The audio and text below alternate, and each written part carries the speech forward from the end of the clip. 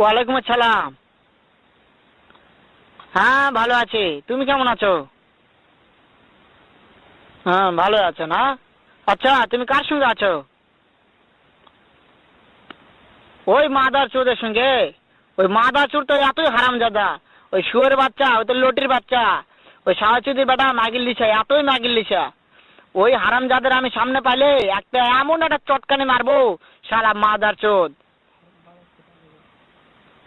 শুনো, তবে কি আছে, ওই মাদার চোদ ওই জায়গায় আছে নাকি? ও আমার কথা সব শুনতেছে। ওই সাহাচুদির বেটাকে শুনে শুনে আমি বেশি বলবো। শুয়োরের বাচ্চা, শুয়োরের বাচ্চাকে আমি একটা এমন একটা চটকানি মারবো, শালা শুয়োরের বাচ্চা, লটির বাচ্চা। তাই নাকি?